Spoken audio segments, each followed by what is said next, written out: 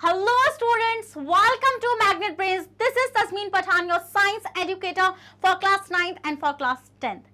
तो जैसे कि मैंने आपको अभी बताया कि मैं आप लोगों को पढ़ाने वाली हूँ क्लास 9th और क्लास 10th की साइंस, वो भी फुल कंप्लीट डिटेल्ड कोर्स के साथ, जिसके अंदर मैं आपको प्रोवाइड कराऊंगी डीपीपीज क्या होती हैं मैम? डीपीपीज होती हैं स्टूडेंट्स डेली प्रैक्टिस क्वेश्चंस। उनकी हेल्प से आपको बहुत ज़्यादा मतलब कि हेल्प मिलती है अपनी प्रिपरेशन को और एनहांस करने की, तो उसको आप लगा सकते हैं। देन अगर आप सीबीएसई बोर्ड से आते हैं स्टूडेंट्स, तो हम आपको प्रोवाइड कराते हैं केजी से लेकर क्लास 12 तक की free of cost classes. And अगर आप स्टेट बोर्ड से आते हैं, जैसे कौन कौन से state boards? MP board, UP board, Bihar board, Delhi board and Rajasthan board. अगर आप इन बोर्ड से आते हैं तो हम आप लोगों को प्रोवाइड कराते हैं 6 से लेकर क्लास 12 तक की फ्री ऑफ कॉस्ट क्लासेस। और अगर आपको e books and e notes चाहिए, उसका लिंक भी आपको हमारे डिस्क्रिप्शन बॉक्स में मिल जाएगा।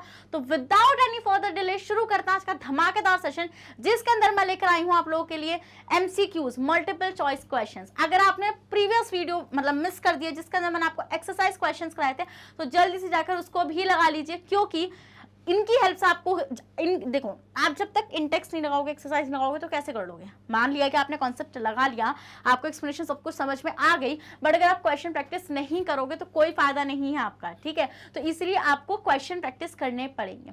तो इंटेक्स का भी पार्ट आपको मेरे चैनल पे मिल जाएगा। इंटेक्स 2 पार्ट में होगा, पार्ट 1 एंड पार्ट 2। एंड जो आपका एक्सरसाइज क्वेश्चन होगा वो मैंने उसका भी लिंक क्या उसका पूरा मिल जाएगा चैनल पे आपको, सेशन आप जाके उसको देख लीजिए। तो आज का जो टॉपिक है वो है मल्टीपल चॉइस क्वेश्चंस। तो बहुत सारे स्टूडेंट्स को बहुत प्रॉब्लम आती है इन क्वेश्चन से डील करने में। तुक्के लगाते हैं, क्या लगाते हैं? तुक्के लगाते हैं, और तुक्के लगा के आंसर देते हैं। बट नहीं, अगर आप मेरे स्टूडेंट्स हैं, अगर आप मेरे से साइंस पढ़ रहे हैं, तो तुक्केबाजी नहीं चलेगी, कॉन्सेप्ट चलेगा। क्या चलेगा? कॉन्सेप्ट चलने वाला है। तो आइए शुरू करते हैं। चलिए पहला क्वेश्चन पढ़ लें। ओके मैम, तो भाई आराम से बैठ जाओ, कॉपी पेन ले लो। कॉपी पेन क्यों लेना है? अब आप बोलोगे मैम टिक लगाने के भी कॉपी पेन लेना? नहीं, कॉपी पेन लेने का एक सिंपल सा आंसर है स्टूडेंट्स, जिस टाइम पे मैं क्वेश्चन पढ़ रही होंगी तो आपको भी टाइम मिलेगा उस क्वेश्चन को पढ़ने का। इट मीन्स कि आप वीडियो को पॉज कर उस क्वेश्चन का आंसर खुद से भी ट्राई कर सकते हैं, जिससे आपको बहुत ज़्यादा हेल्प मिलती है। आपको पता चलता है कि क्या आपका कॉन्सेप्ट मतलब बिल्कुल क्लियर है, क्या आपका वो कॉन्सेप्ट बिल्कुल मजबूत है, क्या आप तैयार हैं उस क्वेश्चन मतलब उस टॉपिक के किसी भी क्वेश्चन से डील करने के लिए। यही होता है एक नोटबुक और पेन लेके बैठने का। सबसे मतलब कि मैं आपको बताऊं, आप किसी भी सब्जेक्ट में अगर मास्टर करना चाहते हैं ना, किसी भी सब्जेक्ट को आप बहुत ही अच्छा करना चाहते हैं, जैसे बोलते हैं ना स्टूडेंट्स कि I am very good at science, I am very good at English, maths, कैसे हैं वो तुम्हें कभी नहीं बताएंगे कि वो किस तरीके से। मैं बताती हूँ, उनका सीक्रेट रिवील कर देती हूँ। उनका सिंपल सा फंडा है कि वो कॉपी पेन लेके बैठते हैं, वो लिखते हैं। जो बंदा लिख कर याद करता है वो कभी भूल ही नहीं सकता चीज़ें, ठीक है? मुझे पूरी साइंस ऐसी याद नहीं है, लिख के याद हुई है, लिख के बैठ के नोट्स बना के याद होती है। आ जाओ, ये नहीं है कि मैथ्स को ही लिखते रहेंगे आपको हर सब्जेक्ट को लिखकर देखना पड़ेगा स्टूडेंट्स, क्योंकि आप लिखेंगे नहीं तो आपको कभी भी कोई भी चीज़ याद ही नहीं हो सकती। सबसे सिंपल तरीका है, आपने जो भी पूरे दिन में पढ़ा है, जो भी आपने पूरे दिन में पढ़ा है, उसको एक बार एक तो मतलब कि क्या कर लो, मेमोराइज भी कर लो उस चीज़ को। मेमोराइज कैसे करना है? बैठ जाइए, आंखें बंद करके आराम से बैठ जाइए, एंड जितना भी पढ़ा है उसको एक बार रिवाइज कर लो। अगर वो आपको एज इट इज़ याद आ गया ना, आप कभी नहीं भूलेंगे उसको। और एक बार लिखकर या रिपीट कर एक बार रिवाइज करके वापस से सो जाओ, बस कुछ भी नहीं करना। कौन बोलता है तुमसे कि तुम 10-10 घंटे पढ़ो, 12 बार? मैं तो ये इतना बोलती हूँ कि जितना पढ़ रहे हो ना मेरा, बस उसको एक बार सोने से पहले रिवाइज कर लेना, कभी नहीं भूलोगे। आओ देखो, पहला क्वेश्चन पढ़ेंगे आप लोग भी उस क्वेश्चन को। ये नहीं कि मैम ने पढ़ दिया तो भाई हो गया पढ़ने से, नहीं, मैम के पढ़ने से कुछ नहीं होगा, आपके पढ़ने से भी सब कुछ होगा। आइए देखते हैं। When a crystal of potassium परमैग्नेट, okay, किसका क्रिस्टल है? पोटासियम परमैग्नेट के क्रिस्टल्स हैं।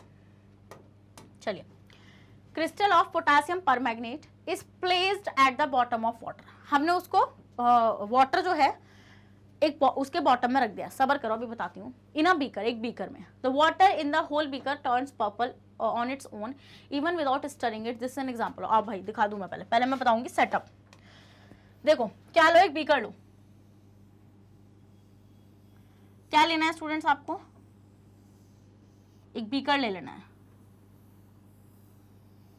दिस इज द बीकर, ले लिया आपने बीकर, एंड इस बीकर के अंदर स्टूडेंट्स ले लीजिए पानी। क्या लेना है ना आपने आप लोगों ने इसके अंदर पानी को ले लेना है। Okay, done. ले लिया आपने वाटर। ओके मैम, अब इसके बॉटम में पोटासियम परमैग्नेट के क्रिस्टल्स डाल दीजिए। ओके मैम, चलिए डालते हैं। चलो भाई डालते हैं। रुको, थोड़ा कलर या ये ले लेते हैं। चलो यहाँ पे डाल दो। क्या है ये है क्रिस्टल्स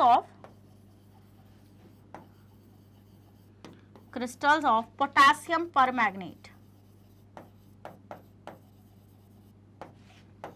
पोटेशियम पर मैग्नेट। Okay ma'am, done. हमने ये सारी चीजें यहाँ पे ले ली हैं।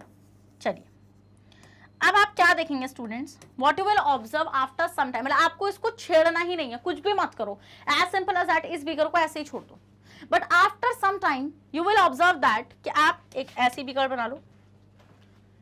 देखो क्या आप ऑब्जर्व करोगे,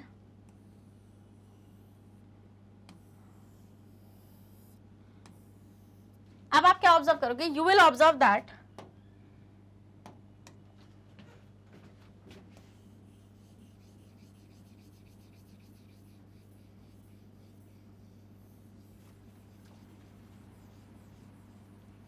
भाई मुझे तो ये कलर करने बड़ा मजा आता है। देखो तो आपने क्या चीज ऑब्जर्व करी, you will observe that the solution will turn purple या फिर पिंक। जान कैसा वो सोल्यूशन पिंक टर्न हो जाएगा, पर्पल। अब पर्पल तो मैं दिखा नहीं सकती थी, ओ बड़ा ही, रुको भाई, तो मैंने पिंक में दिखाया जो आपको इजीली विजिबल हो जाए। तो आप देखेंगे पूरा पूरा solution turns into purple, turns purple, बहुत ही डार्क पर्पल हो जाता है, बहुत ही, सोल्यूशन टर्न्स पर्पल। अब ऐसा क्यों हुआ, ये तो एक्सपेरिमेंट था, ये तो जो है यहाँ पे क्वेश्चन में लिखा हुआ था, बिना छेड़े छाड़े मैंने वो सब कुछ आपको बना के दिखा दिया। बट क्वेश्चन क्या पूछ रहा है, वो क्वेश्चन पूछ रहा है कि ऐसा क्यों हुआ, बताइए क्यों हुआ। देखिए ये तो मेरे स्टूडेंट्स को आता है, मैम डिफ्यूजन बड़ी ही तगड़ी तरीके से कंप्लीट कराया था आपने सेशन के अंदर। अगर वो सेशन में मिस कर दिया तो जाकर देख लो भाई, पूरा सेशन सब देख लो, चैप्टर का सारा एक्सप्लेनेशन पार्ट देख लो। मैं गारंटी देती हूँ मेरे से चैप्टर लगा लो तुम, सारे के सारे साइंस के चैप्टर। अगर तुम्हारे 90+ नहीं आ गए ना तो बात है, जाओ देखो, बट पढ़ना पड़ेगा। ये नहीं है कि मैम हम पढ़ नहीं रहे हैं और फिर हम आपसे शर्तें लगा रहे हैं, नहीं नहीं नहीं, दोनों का डेडिकेशन होगा हमारा, तब जाके हम 90+ स्कोर करेंगे। आइए देखते हैं, तो आंसर हो जाएगा इसका डिफ्यूजन। डिफ्यूजन क्या था, याद करो, डिफ्यूजन क्या था स्टूडेंट्स, डिफ्यूजन था कि मैम जो आपका सब्सटेंस होता है जब वो हायर कॉन्सेंट्रेशन से लोअर कॉन्सेंट्रेशन की तरफ चला जाए, किसकी तरफ चला जाए, लोअर कॉन्सेंट्रेशन की तरफ चला जाए। तो यहाँ पे देखिए पोटेशियम, ये जो क्रिस्टल्स थे पोटेशियम परमैंगनेट थे वो कलरफुल थे, तो हमने ये चीज देखा कि वो ना ऐसे मतलब एक जगह से, यहाँ पे अब लो है ना, ऊपर की तरफ है ही नहीं, तो वो नीचे से ऊपर जाना शुरू कर देंगे। इट मीन्स कि पूरा पूरा सोल्यूशन पर्पल कलर का टर्न हो जाएगा due to the process of diffusion. किसके थ्रू, डिफ्यूजन के थ्रू हो जाएगा। समझ में आ गया, तो इसका आंसर क्या हो जाएगा स्टूडेंट्स, डिफ्यूजन हो जाएगा। डन डन डन डन, पहले आप इसका स्क्रीनशॉट ले लो। आगे बढ़ जाओ नेक्स्ट क्वेश्चन पे, यस मैम बढ़ जाइए। चलिए भाई नेक्स्ट क्वेश्चन देखिए, diffusion answer. Okay done ma'am, next, Which one of the following statement is correct in respect of fluids? अब सबसे पहले आपको ये पूछना है करेक्ट भाई, ये चीज जरूर मार्क करना है, इनकरेक्ट और करेक्ट, क्योंकि ये गलती पक्का होती है। जब मुझसे होती है तो तुमसे तो होगी। तुम तो अभी छोटे छोटे नन्हे प्यारे स्टूडेंट्स हो, जब मुझसे होती है तुमसे भी हो जाएगी। कि करेक्ट और इनकरेक्ट में ना ऐसा होता है कि मतलब वो लिखा इनकरेक्ट होता है बट आप सडनली उसको करेक्ट पढ़ लेते हो, ये होता है, ये होता ही होता है, ये मतलब कोई बात ही नहीं है, होता ही है।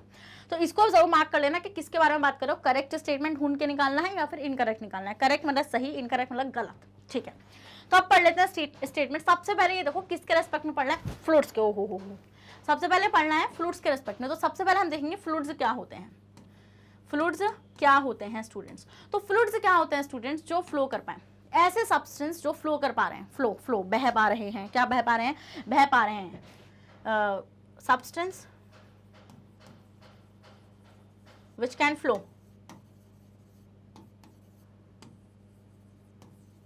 या फिर फ्लोइंग सब्सटेंस, वो होते हैं फ्लूइड्स। Okay done. अब पढ़ेंगे, अब देखो क्या चीज बह सकती है। तुम्हारे पास 3 स्टेट्स मैंने पढ़ाई, तो मैंने 5 हैं, बट अभी बात सिर्फ 3 स्टेट्स की होगी। तो 3 स्टेट्स कौन कौन सी पढ़ाई थी मैम ने आपको, सॉलिड, लिक्विड एंड गैसेस।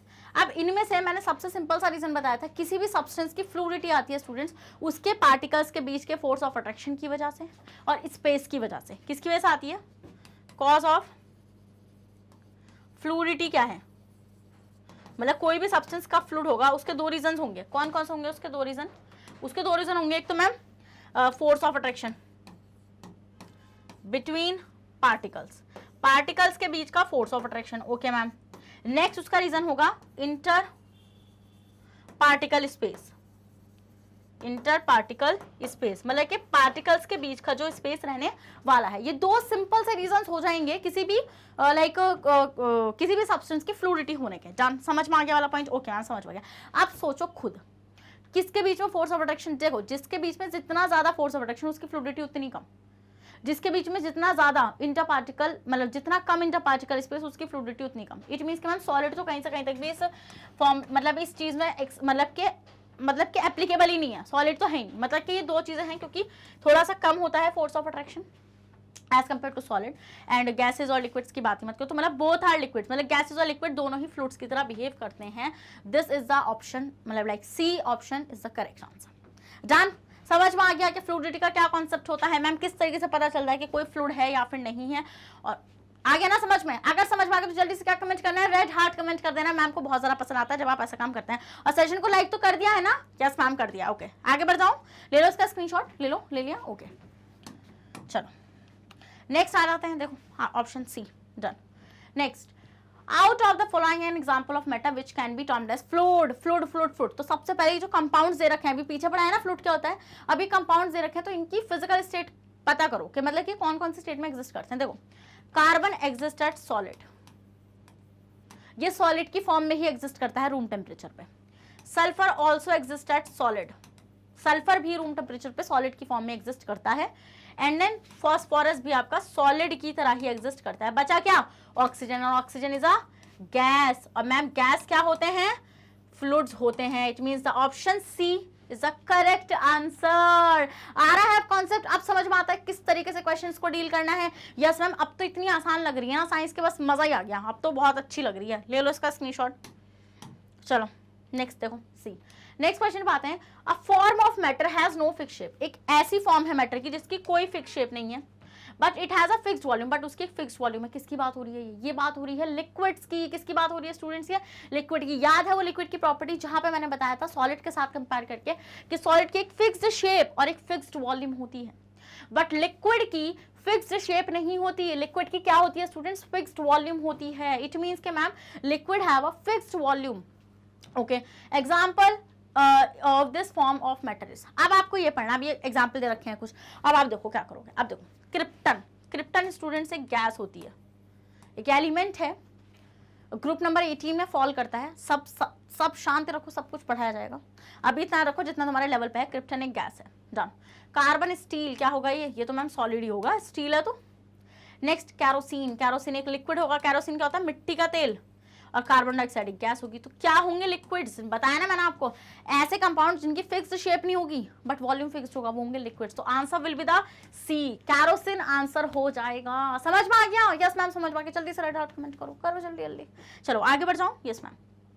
चलिए भाई नेक्स्ट क्वेश्चन देखो, आ गया ना answer. Next question, which of the following statement is incorrect? कौन सा स्टेटमेंट इनकरेक्ट है? इनकरेक्ट, इसको मार्क जरूर कर लेना। इनकरेक्ट, गलत, गलत कौन सा है? चलो पढ़ना शुरू करते हैं। The particles of matter are very very small. Obviously बात है, जो पार्टिकल्स हैं, ये प्रूफ कैसे पता चला था? याद करो वो पोटेशियम परमैंगनेट वाला सोल्यूशन एक्सपेरिमेंट जो मैंने एक्टिविटी के अंदर कराया था। मैंने आपको बताया था कि एक बीकर में पानी लो और उसमें डाल दो, फिर वो पूरा पिंक हो जाएगा, फिर थोड़ी देर बाद उसमें से 10 ml निकालो और 90 ml पानी में वापस से डालो उसको।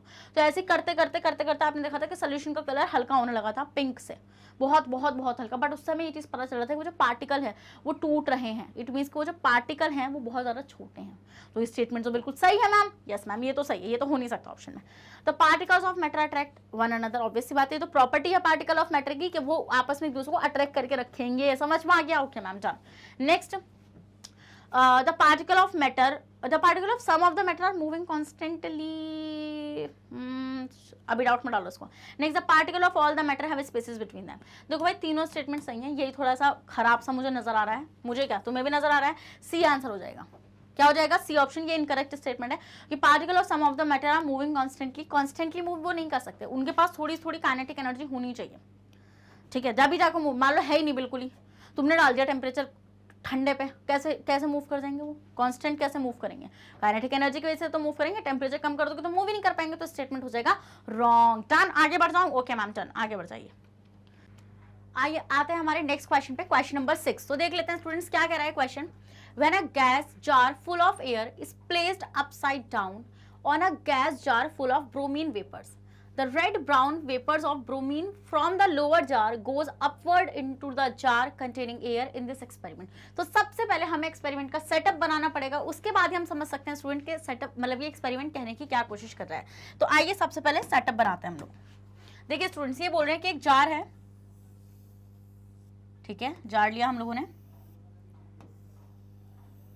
और उस जार में स्टूडेंट्स ब्रोमीन गैस है। क्या है? Bromine gas which is red in colour. उसके वो वेपर्स कैसे हैं? रेड ब्राउन से हैं। रुकिए, तो मैं ऐसे उसके वेपर्स आपको दिखा रही हूँ। चलिए ठीक है मैम। तो ये क्या है स्टूडेंट्स? ये है bromine, vapours of bromine gas या वेपर ऑफ ब्रोमीन। ठीक है, समझ में आ गया वाला पॉइंट आप लोगों को। अब वो ये बोल रहे हैं कि एक इन्वर्टेड मतलब उल्टा करके एक जार इसके ऊपर रखा हुआ है जिसमें कुछ नहीं है, वो बिल्कुल खाली है।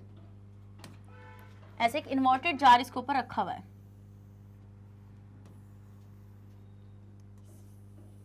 जिसमें कुछ नहीं है। कुछ नहीं है मतलब कि मैम एयर तो है वहां पर, करेक्ट, वहां पर एयर तो होगी, जिसको मैं ऐसे व्हाइट कलर के डॉट से दिखा रही हूं। तो ये जार बिल्कुल एम्प्टी है और ये है एयर के पार्टिकल्स, एयर पार्टिकल्स। ठीक है, ओके मैम, अभी तक आपको इतना समझ में आ गया। अब वो आपसे ये बोल रहे हैं स्टूडेंट्स कि bromine gas, bromine from the lower jar goes upward into the jar. जो ब्रोमीन नीचे वाले जार में है, अब ब्रोमीन ऊपर वाले जार में जा रही है। ठीक है, ब्रोमीन यहाँ से ऊपर वाले जार में जाएगी, तो इट मीन्स कि वो कुछ ऐसी जाती हुई नजर आएगी आपको, ऐसे यहाँ पे, वेट, यहाँ पे ऐसे वो आपको मिक्स होती हुई नजर आ जाएगी। ठीक है, अगर वो ऊपर ऐसे जा रही होगी और वहां से स्टूडेंट्स एयर भी आ रही होगी नीचे, एयर भी यहाँ पे नीचे आ रही होगी, बट एयर आपको विजिबल नहीं होने वाली है क्योंकि एयर है कलरलेस। बट आपको ब्रोमीन ऊपर जाती हुई नजर आएगी क्योंकि उसकी रेड कलर की वेपर्स हैं। अब ऐसा हुआ क्यों? देखिए, ब्रोमीन जो होती है, एक इंपॉर्टेंट पॉइंट आप लोग याद रखिएगा, एक नोट करके, चाहे आप उस चीज को लिख लीजिए, नोट करके, bromine gas is heavier than air, air से हैवी होती है ब्रोमीन गैस, बट फिर भी वो नीचे से ऊपर कैसे जा पा रही है जबकि नीचे ग्रेविटी भी लग रही है? तो ऐसा इसलिए होता है स्टूडेंट्स क्योंकि ब्रोमीन गैस के जो पार्टिकल्स हैं उनकी काइनेटिक एनर्जी बहुत ज़्यादा हाई है, जिसकी वजह से वो आपस में टकरा रहे हैं, और आपस में टकराने की वजह से उनकी काइनेटिक एनर्जी और ज़्यादा बढ़ रही है। और वो काइनेटिक एनर्जी इतनी ज़्यादा बढ़ जाती है कि वो फोर्स, जो ग्रेविटी की जो फोर्स है, उसको भी ओवरकम कर जाती है, और इसी वजह से वो अपवर्ड से ऊपर जाती हुई हमें नजर आती है। यहाँ से गैस मतलब जो एयर है वो भी नीचे आ रही होगी, बट उसका मूवमेंट आपको नहीं दिखाई देगा क्योंकि एयर जो होती है वो कलरलेस होती है। तो अब हम इन एक्सपेरिमेंट्स को पढ़ते हैं और पता करते हैं इन स्टेटमेंट्स को पढ़ने के बाद कि कौन सा स्टेटमेंट करेक्ट होगा रिगार्डिंग दिस एक्सपेरिमेंट। चलिए, पहला है air is heavier than bromine, गलत। ब्रोमीन गैस हैवी होती है एयर से। चलिए next, both air and bromine have same density, ये भी गलत है स्टूडेंट। अगर सेम डेंसिटी होती तो हम ये स्टेटमेंट क्यों लिखते हैं कि ब्रोमीन एयर से हैवी होती है? Okay done. Next, bromine is heavier than air, ये स्टेटमेंट बिल्कुल करेक्ट है कि ब्रोमीन जो होती है स्टूडेंट वो एयर से हैवी होती है, इस चीज़ को मैंने यहाँ पे लिखा हुआ भी है। नेक्स्ट एक बार पढ़ लेते हैं, bromine can not be heavier, ये चीज़ गलत है, ब्रोमीन हैवी होती है एयर से। और ये भी बात मैंने आप लोगों को बता दी कि क्यों ब्रोमीन गैस हैवी होने के बाद भी ऊपर जा रही है।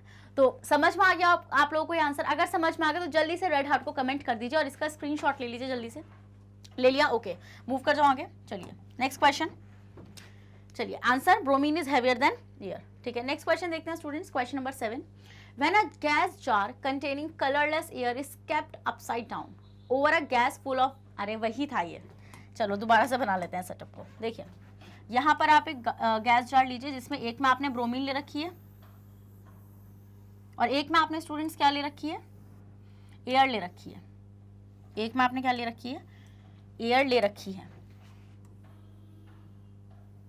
ठीक है, तो हम यहाँ पे क्या चीज ऑब्जर्व करेंगे, इसमें तो क्या है? इसमें तो ब्रोमीन है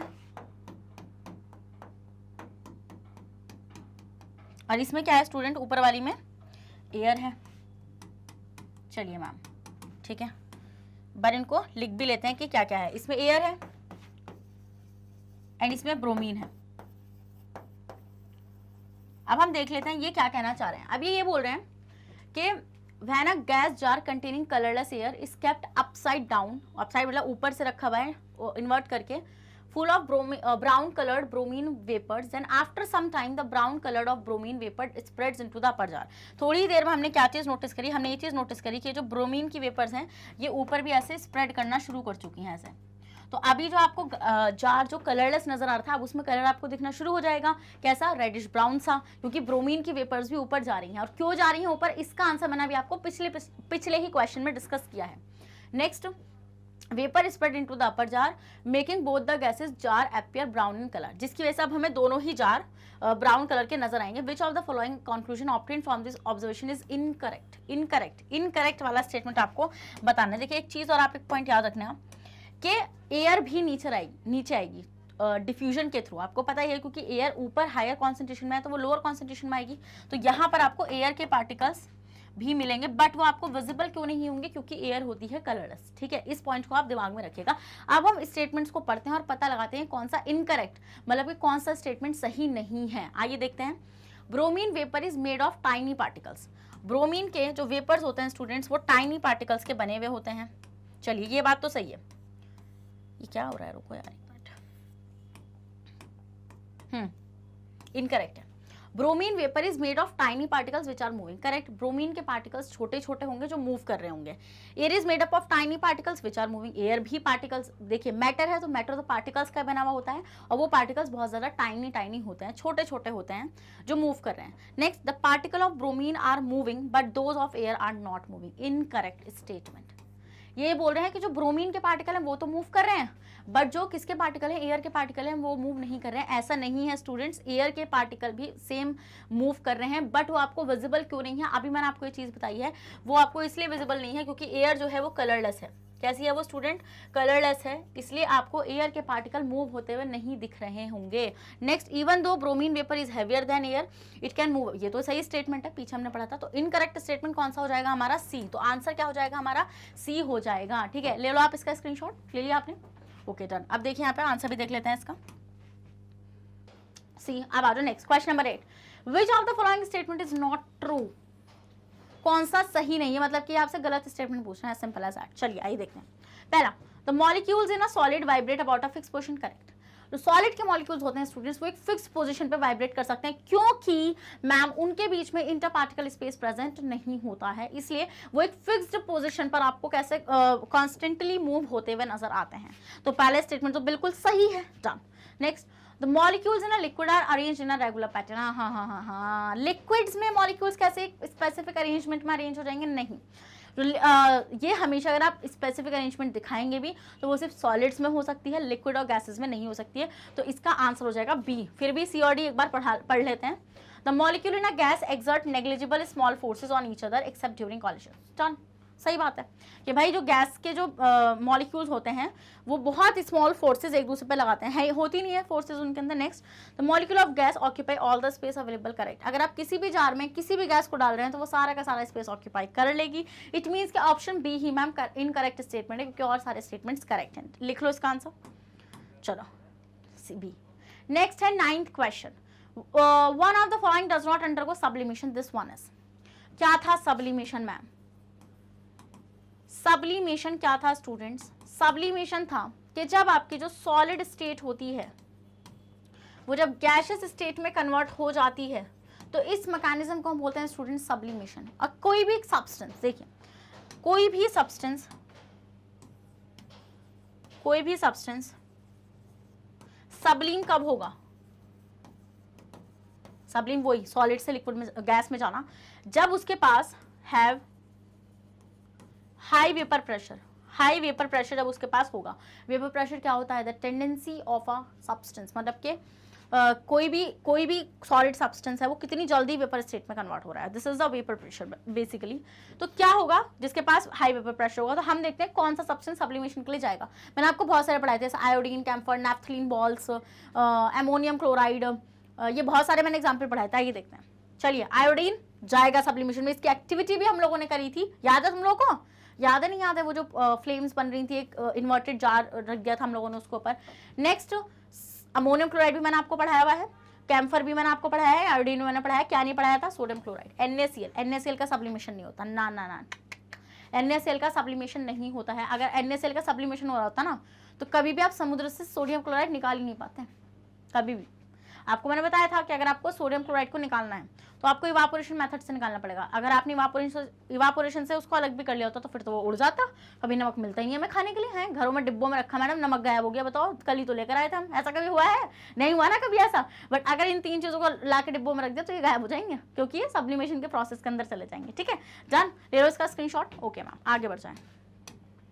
चलिए डन बी। आइए देख लेते हैं स्टूडेंट्स क्वेश्चन नंबर 10। सबसे पहले देख लेते हैं, if the temperature of an object is 268 kelvin, मतलब एक कोई ऑब्जेक्ट है और उसका टेम्परेचर आपको गिवन है 268 kelvin, it will equivalent to, ये किसके इक्विवेलेंट होगा? मतलब कि आपसे सिंपल केल्विन में टेम्परेचर देकर आपसे डिग्री सेल्सियस में उसको पूछ रहे हैं। तो ये मैंने आपको पहले भी बताया था कि अगर आप लोगों को पास टेम्परेचर केल्विन में है और आपको उससे डिग्री सेल्सियस में जाना है तो आपको क्या करना पड़ेगा स्टूडेंट? आपको करना पड़ेगा -273।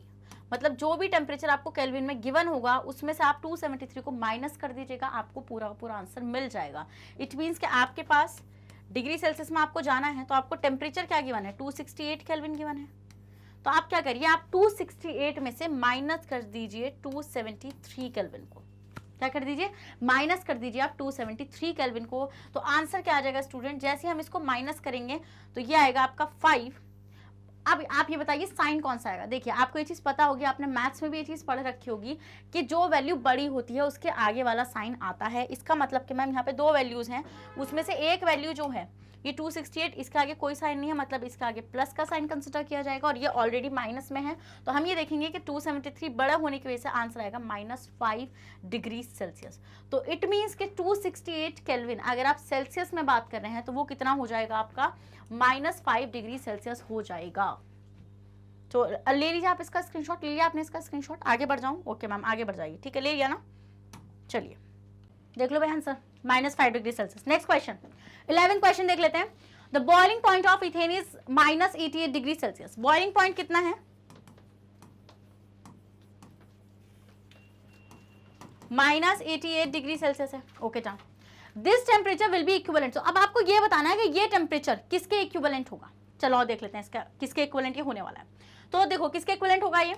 तो सबसे पहले आप देखो ये केल्विन में पूछ रहा है आपसे। किसमें पूछ रहा है? केल्विन में पूछ रहा है। तो केल्विन में करने के लिए क्या करना पड़ता है मैम? डिग्री सेल्सियस से केल्विन में जा रहे हैं, इट मींस कि आपको 273 को प्लस करना पड़ेगा। डन? Yes ma'am. चलिए देखते हैं। तो -88 डिग्री सेल्सियस है वो, तो आपको प्लस करना पड़ेगा 273। अब यहाँ पर थोड़ी सी आपके मैथ्स को मैं लेकर आने वाली हूँ, क्योंकि यहाँ पर स्टूडेंट्स आप ध्यान से देखिए प्लस और माइनस का खेल है।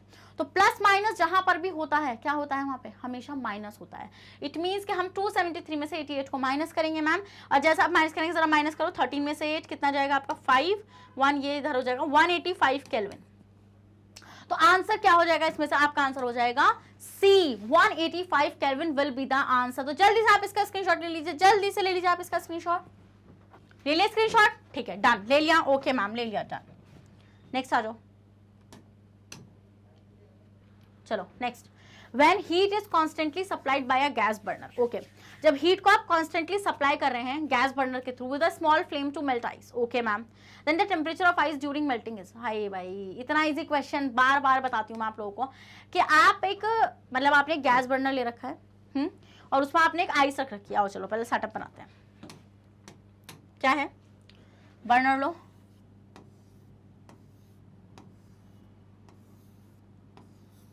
बर्नर ले लिया, बर्नर। ओके मैम, बर्नर ले लिया हम लोगों ने। उसके ऊपर रख दो स्टूडेंट्स एक बीकर।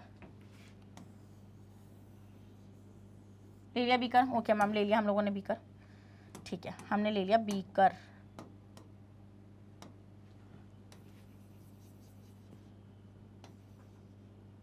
ठीक है, बीकर भी ले लिया मैम। आप क्या करो, उसमें आइस डाल दो। क्या डाल दो? आइस डाल दो। ठीक है मैम, डाल देंगे आइस। हमने डाल दी आइस। ठीक है डन। अब आइस डालने के बाद उसको फ्लेम दो यहाँ से ऐसे, मतलब यहाँ पे ऐसे आग लगा दो।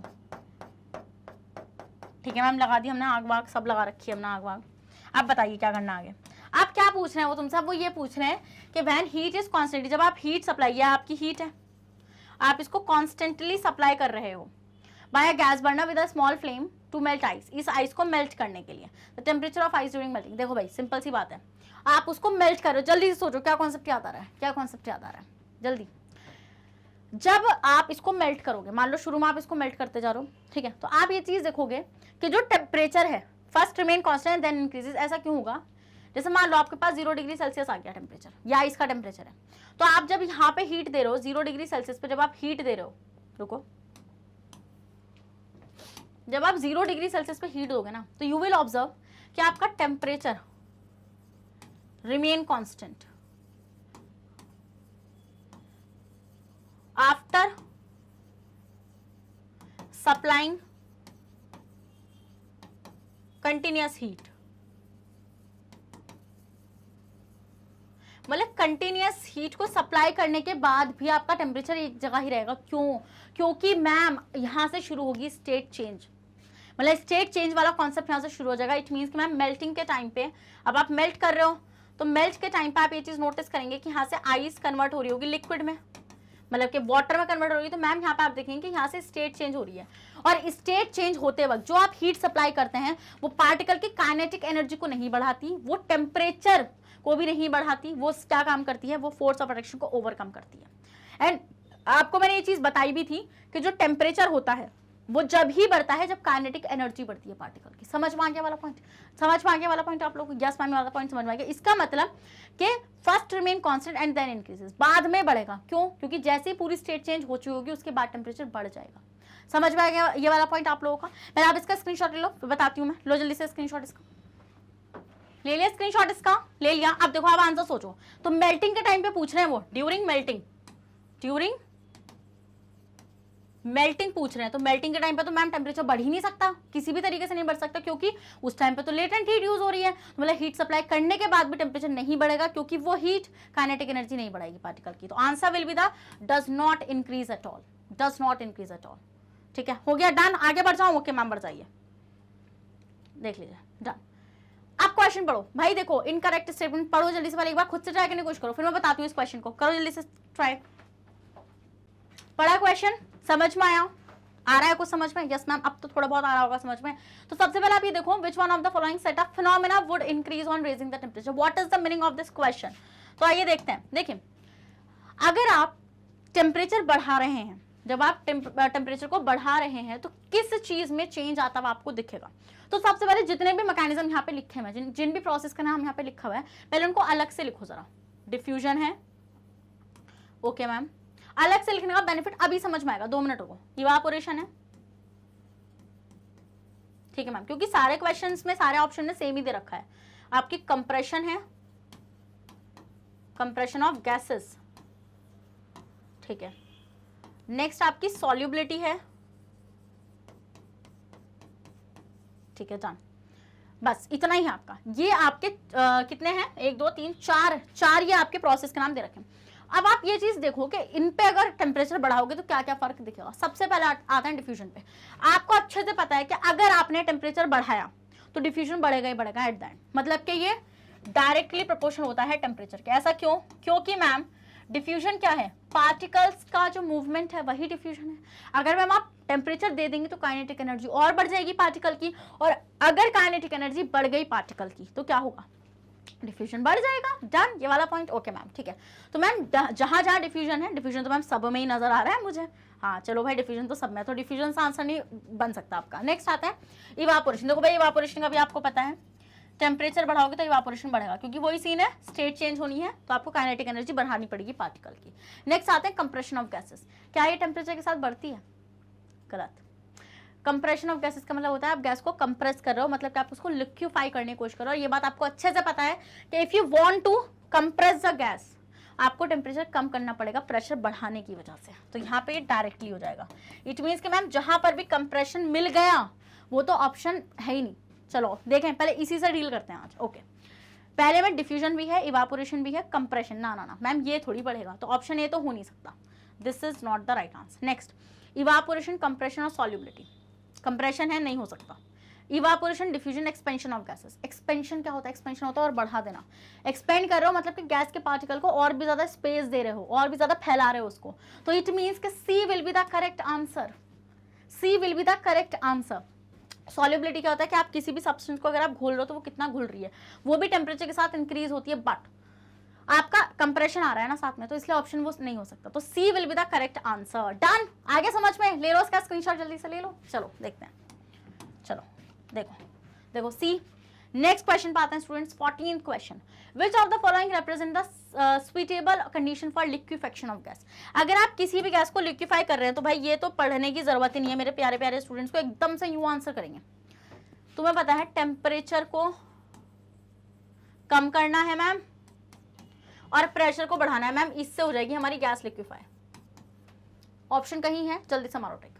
लो टेम्परेचर लो प्रेशर, ना ना ना ना ma'am, low temperature high pressure. C will be the answer. What is the answer?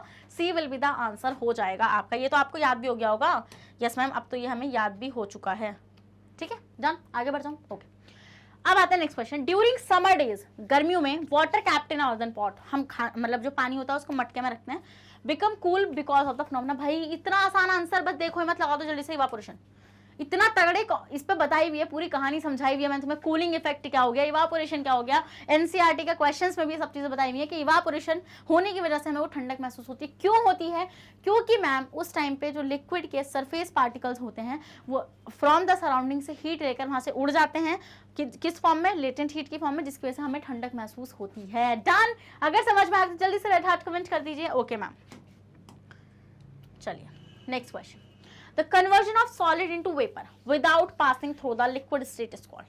आपको इतना आसान है भाई, सॉलिड से वेपर स्टेट में जाना है और लिक्विड स्टेट में नहीं आनी चाहिए। क्या है ये, क्या है? इसकी इतनी चर्चा मैम ने कर दी है कि अब तो सोते जागते हुए मुझे ये, मतलब आप लोगों को यही सपने आ रहे होंगे। कौन है ये है सब्लिमेशन। क्या है ये स्टूडेंट्स? ये है सब्लिमेशन। सब्लिमेशन। अब आसान लग रहा है चैप्टर? अब क्या आसान लग रहा है? अब तो ट्रस्ट आ रहा होगा कि हाँ मैम साइंस में तो आप पक्का प्रो बना के छोड़ने वाली हैं हम लोगों को। करेक्ट, चलिए ले लो इसका स्क्रीनशॉट। देखो भाई, next question. The evaporation of water increases under the following condition. अगर आप किसी वाटर का इवापोरेशन बढ़ाना चाहते हैं तो आप किस कंडीशंस में बढ़ा सकते हैं? पहला इंपॉर्टेंट पॉइंट कि if you want to increase the evaporation of any substance you should follow these points. क्या? आपको टेम्परेचर बढ़ाना पड़ेगा। अगर उसका मतलब जिस वाटर का आप बढ़ा रहे हो, मतलब कि अगर आप उसके सरफेस एरिया की बात कर रहे हो, मतलब कि कितने एरिया में वो फैला हुआ है, तो आप उसका सरफेस एरिया भी बढ़ा दीजिए। ठीक है, अगर आप टेम्परेचर और सरफेस एरिया की बात करें, हाँ तो आपके दो, क्योंकि दो ही मुझे दिख रहे हैं इसके अंदर, सरफेस एरिया और टेम्परेचर की बारे में बात हो रही है। तो अगर आप इवापोरेशन बढ़ाना चाहते हैं तो आपको इन दोनों को भी बढ़ाना पड़ेगा। तो आप देखते हैं, increase in temperature decrease in surface area. पहले एक स्टेटमेंट गलत, ये नहीं हो सकता, क्योंकि आपको अगर इवापोरेशन बढ़ाना है, इवापोरेशन क्या है अल्टीमेटली, आप लिक्विड से गैसियस स्टेट में जा रहे हैं तो आपको टेम्परेचर, भाई आपको काइनेटिक एनर्जी बढ़ानी पड़ेगी पार्टिकल की, वो टेम्परेचर बढ़ने की वजह से होगी, और जितना सरफेस एरिया ज्यादा होगा उतने अच्छे से वो पार्टिकल इवापोरेट हो पाएगा। Next, increase in surface area decrease in temperature, गलत। Increase in surface area rise in temperature. Done done done done, ये हो जाएगा C. C will be the correct answer. पढ़ने की जरूरत नहीं है नेक्स्ट वाले को, C will be the correct answer. ले लो इसका स्क्रीनशॉट, ले लो ले लो ले लो। ऐसे देखो, क्वेश्चन को ऐसे डील करा करो, पहले देख लो कि वो पूछ कर रहा है तुमसे, फिर उसकी कंडीशंस याद कर लो। अच्छा मैम ने ये पढ़ाई थी, अच्छा अच्छा ऐसे ऐसे था ये कुछ। अगर ऐसे तुम्हें याद आ गया ना, मैं गारंटी देती हूँ कभी कोई क्वेश्चन ही नहीं गलत होने वाला तुम्हारा। आ जाओ नेक्स्ट। नेक्स्ट है 18th question. Which of the following factor are responsible for change in state of solid CO2 when kept exposed to air. Okay ma'am, आप सॉलिड CO2 को किस में कन्वर्ट कर रही हैं? आप सॉलिड CO2 को मैम कन्वर्ट कर रही हैं, वेट लिख लेती हूँ पहले मैं। आप सॉलिड CO2 को कन्वर्ट कर रही हैं स्टूडेंट्स गैस में। ऑब्वियस बात है, मैंने आपको बताया था। अब ऐसा क्या होगा, आप कैसे कर पाओगे? देखो सबसे पहली बात आप ये सोचो, आप सॉलिड से गैसियस स्टेट में जा रहे हो, तो मतलब कि आपके जो पार्टिकल्स हैं, जो पार्टिकल हैं उनका फोर्स ऑफ अट्रैक्शन ज्यादा है सॉलिड स्टेट में, तो उसका फोर्स ऑफ अट्रैक्शन कम करना पड़ेगा गैसियस स्टेट में ले जाने के लिए। तो आपको क्या करना पड़ेगा? आपको टेम्परेचर देना पड़ेगा। और अगर ये टेम्परेचर और प्रेशर की बात कर रहा है ना, अगर ये टेम्परेचर प्रेशर की बात कर रहा है और ये सॉलिड मतलब स्टेट चेंज करा रहा है, तो टेम्परेचर और प्रेशर का हमेशा उल्टा खेल रहने वाला है। तो अगर आपको स्टेट चेंज करनी है तो आपको प्रेशर को भी कम करना पड़ेगा। क्यों? क्योंकि अगर आप प्रेशर को कम नहीं करोगे तो वो पार्टिकल दूर नहीं होंगे ना। आप प्रेशर को क्या कर दो, कम कर दो। जब आप प्रेशर को कम कर दो, मान लो मैं ऐसे कोई चीज कंप्रेस कर रही हूँ तो वो पार्टिकल पास आएंगे। आप प्रेशर लगाओ मत, ऐसे छोड़ दो प्रेशर को और टेम्परेचर देते रहो, तो बहुत जल्दी स्टेट चेंज होगी। इट मीन्स कि अगर आपने टेम्परेचर बढ़ा दिया और प्रेशर को कम कर दिया तो सॉलिड CO2 कन्वर्ट हो जाएगी गैसियस स्टेट में। डन। तो देखो टेम्परेचर बढ़ाओ, कहाँ है? Increase in temperature, decrease in pressure. First, second and third option कहीं साथ में दिख रहा है क्या? C will be the answer. What is the answer? C will be the answer. जल्दी से ले लीजिए स्क्रीनशॉट। समझ में आ रहा है ना? देखो भाई, प्रेशर और टेम्परेचर का सिंपल सा खेल है, आपको ये फॉलो कराना पड़ेगा कि अगर आप लिक्विफाई कर रहे हो या फिर मतलब देखो, अगर आप किसी स्टेट को जब आप चेंज करते हो ना, आपको ये सोचना पड़ेगा कि मैम इसमें आप कर क्या रहे हैं, आप किस तरीके से बाहर आ रहे हैं। साहब आपने देखा आप लिक्विफाई कर रहे थे गैसेस को, तो मैम गैसेस को लिक्विफाई करने का मतलब है आप गैस से लिक्विड स्टेट में आना चाहते हैं कि मैम आपको पार्टिकल का जो स्पेस है उसको कम करना पड़ेगा। एंड वो कैसे कम होगा? जब आप प्रेशर लगाएंगे और टेम्परेचर को कम करेंगे, क्योंकि अगर आप टेम्परेचर दे देंगे स्टूडेंट्स तो पार्टिकल्स में काइनेटिक एनर्जी आएगी, वो दूर दूर भागने की ही कोशिश करेंगे, वो कभी भी पास में नहीं आकर बैठेंगे चुपचाप। समझ रहे हो ना वाला पॉइंट मेरा? यही इसी बेस पे क्वेश्चन था। चलो next. During respiration, glucose and oxygen enters our body cell and waste product CO2 and water leaves the body by the cell of process called। भाई देखो, इसका आंसर हो जाएगा डिफ्यूजन, क्योंकि गैसियस फॉर्म में बनते हैं तो हम इसको हमारी बॉडी में हाई कॉन्सेंट्रेशन, देखो क्या होता है रेस्पिरेशन में, क्या होता है जो आपका ग्लूकोज होता है ना C6H12O6, वो ऑक्सीजन की प्रेजेंस में ब्रेक डाउन हो जाता है किस फॉर्म में? CO2, साथ में वाटर एंड साथ में ATP बनता है, वो तो बॉडी यूज कर लेती है, बट ये दो चीजें निकल जाती हैं बॉडी से बाहर। तो ये किस फॉर्म में निकलती हैं? ये निकलती हैं वेपर फॉर्म में। तो इट मीन्स कि मैम अगर ये गैशियस फॉर्म में निकल रही हैं बॉडी से तो डिफ्यूजन के थ्रू तो निकलेंगे, क्योंकि आपकी बॉडी में ज्यादा है गैसेस, और ऊपर मतलब कि जब आप निकालेंगे तो उस टाइम पे कम रहेंगी वो, है ना? हायर से लोअर कॉन्सेंट्रेशन मतलब कि डिफ्यूजन स्टेट में जाने वाली हैं। डन? क्या हो गया रे? चलो डन, ठीक है। Next question, which of the following are also considered to be the state of matter? this is the last question of this session। आपको बताना है कि कौन से स्टेट इसमें से मैटर है। चलिए देखते हैं। प्लाज्मा, मैम देखिए सबसे पहले छोड़ो, कितने टाइप की स्टेट्स पढ़ाई थी मैंने? स्टेट्स ऑफ मैटर कितने टाइप की स्टेट्स पढ़ाई थी मैम ने 5 टाइप की स्टेट्स पढ़ाई थी। चलो देख लेते हैं कौन कौन सी है। पहली है स्टूडेंट सॉलिड। क्या पढ़ाई थी मैम ने? सबसे पहली सॉलिड पढ़ाई थी। नेक्स्ट पढ़ाई थी लिक्विड। नेक्स्ट पढ़ाई थी मैम ने गैसेस। नेक्स्ट पढ़ाई थी मैम ने प्लाज्मा। क्या पढ़ाई थी? प्लाज्मा। और लास्ट पढ़ाई थी मैम ने क्या? बोस आइंस्टीन। क्या पढ़ाई थी? Bose Einstein condensate. Bose Einstein condensate. अगर ये 5 स्टेट कहीं भी दिख गई तो मतलब वो स्टेट है मैटर की। चलो आओ देखते हैं। प्लाज्मा मैम है, प्लेटलेट्स ये नहीं होती स्टेट ऑफ मैटर, ठीक है। बीईसी बोस आइंस्टीन कंडेंसेट की शॉर्ट फॉर्म होती है बीईसी, ठीक है मैम। और बीएचसी नहीं, ये भी नहीं होगा, ठीक है। तो आपका ऑप्शन हो जाएगा जहां पे फर्स्ट एंड थर्ड ऑप्शन आपको मिलेगा, first and third ma'am C will be the right answer. क्या होगा स्टूडेंट्स आपका right answer? C will be the right answer हो जाएगा, करेक्ट। अब आ चुका है आपको एमसीक्यू कैसे डील कराया है मैम ने, किस तरीके से, किस मजे से मैम ने पूरा एमसीक्यू क्या करा दिया, कवर करा दिया आप लोगों को। पहले आप इसका स्क्रीनशॉट ले लो। चलो अब देखो, देख लिया ऑप्शन सी, ओके। तो भाई यहां पर मैं अपना सेशन खत्म कर रही हूँ। वापस से आप लोगों को एक चीज बताऊंगी मैं आप लोगों को कि हम लोग आपको प्रोवाइड कराते हैं top courses in both mediums, English and Hindi. अगर आप सीबीएसई बोर्ड से हैं स्टूडेंट्स तो आपको केजी से लेकर क्लास 12 तक की फ्री ऑफ कॉस्ट क्लासेस मिल जाने वाली हैं। अगर आप स्टेट बोर्ड्स में से हैं जैसे UP board, MP board, Bihar board, Delhi board and Rajasthan board, तो इन बोर्ड्स में हम लोग आपको 6 से लेकर क्लास 12 तक की free of cost classes provide कराते हैं। और अगर आपको e books and e notes चाहिए उसका लिंक भी आपको हमारे डिस्क्रिप्शन बॉक्स में मिल जाएगा, तो वहां से जाकर आप उसको जल्दी से ग्रैब कर लीजिए। एंड आप हमें कैसे फॉलो कर सकते हैं, जैसे मैंने आपको बताया कि आप हमें यूट्यूब पर जाकर सर्च करिए, मैग्नेट ब्रेन्स के नाम से चैनल आएगा, वहां पे जाकर उसको सब्सक्राइब कर लीजिए और नोटिफिकेशन को ऑन करना बिल्कुल भी मत भूलिएगा। और आप हमें कहाँ फॉलो कर सकते हैं? Through Facebook, Instagram, Twitter, Telegram, WhatsApp, इन सब के थ्रू भी आप हमें इजीली फॉलो कर सकते हैं। अब देखिए एक इंपॉर्टेंट पॉइंट और बताना चाहती हूँ आप लोगों से।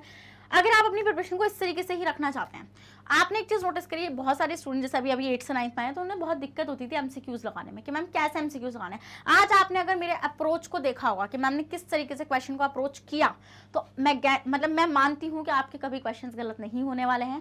आपने अगर अच्छे से इस सेशन को लगाया है और फ्रेंड्स को भी शेयर कर दो, जिससे और स्टूडेंट्स को भी ऐसी अच्छी हेल्प मिल सके। सेशन को लाइक जरूर कर देना और रेड कलर का हार्ट छोड़ना बिल्कुल भी मत भूलना। मिलते हैं नेक्स्ट सेशन में ऐसे धमाकेदार लेक्चर के साथ जहां पे मोस्ट इंपॉर्टेंट क्वेश्चंस लेकर आ रही हूँ उस चैप्टर के। तो बने रहना भाई मैग्नेट ब्रेन्स पर मेरे साथ। Thank you so much.